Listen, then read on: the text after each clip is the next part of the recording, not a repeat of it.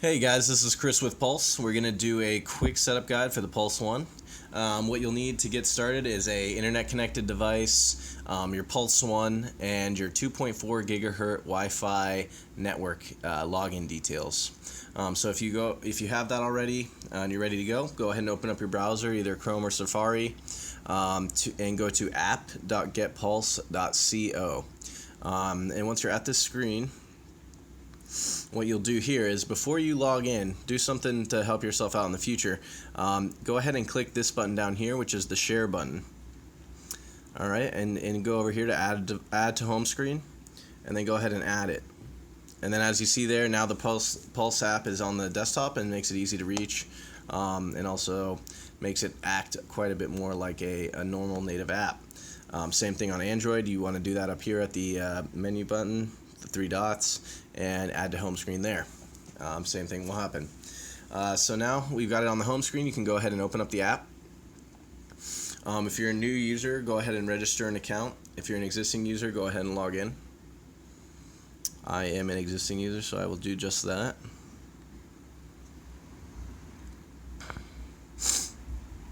Alright, these are all my grow areas, but since we're setting up a new device, we'll scroll down to the add a device button, new users. That's all you will see because you have no devices yet. Go ahead and press that.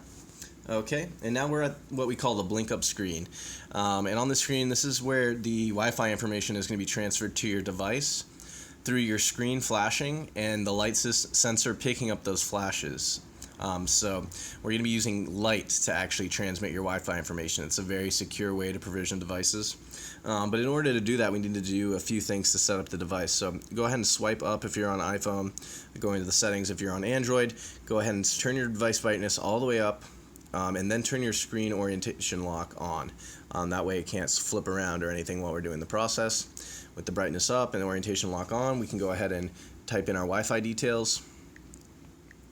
And when you're typing in your Wi-Fi details, be very, very careful. Make sure they match exactly to your 2.4 gigahertz Wi-Fi network name and password. If anything is misspelled or not capitalized correctly, it's not going to work correctly. So if I'm looking here, my information's correct, everything's correct, and I have my brightness and everything set up, so we're good to go on my phone. Now let's take a look at the device. So go ahead and open up your box. And you've got the Pulse One device inside. If you haven't taken out your cables, they're in here. Go ahead and take out your power cord, and then go ahead and power that device up and put it there and ready to be set up. So you want it to be flashing yellow. If your device is not flashing yellow, here's some of the reasons that it might be. If you'll notice, I'm in a very dark, quite a dark room. So, and this is on purpose because we're using light. We need to be in a dark room, not to interrupt that process, and try to isolate any stray light that could be coming to the device while this process is in motion.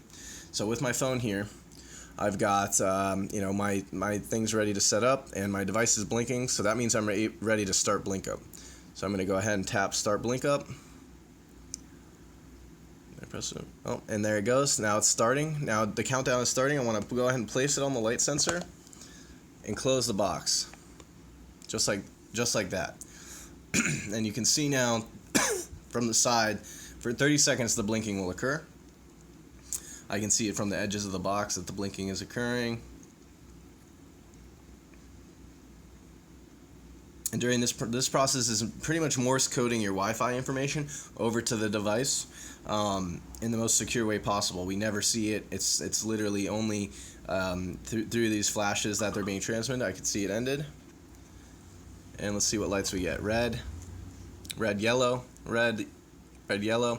So what's happening here is, so we had a successful blink up because it's now showing some different information, and it's downloading the drivers and such. Oh, there, now it's gone green.